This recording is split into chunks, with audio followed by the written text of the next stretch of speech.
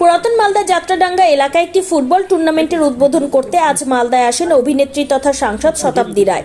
খেলার উদ্বোধনে এসে মালদার ইংরেজবাজার পৌরসভার কালীতলা এলাকায় সোমবার দুপুর আনুমানিক 1টা নাগাদ উত্তরবঙ্গ ক্রীড়া উন্নয়ন পর্ষদের সদস্য প্রসেনজিৎ দাসের সাথে তার বাড়িতে সৌজন্যমূলক সাক্ষাৎ করলেন শতাব্দী রায়।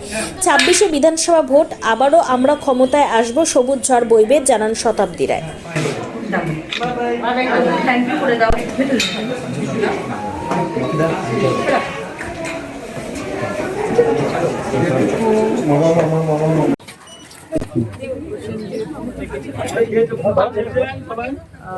জেনারেল সেক্রেটারি এবং আমি অফিস মিটিং করছি, তাই জন্য প্রসেনজিৎ ডাকলে আমি আসি।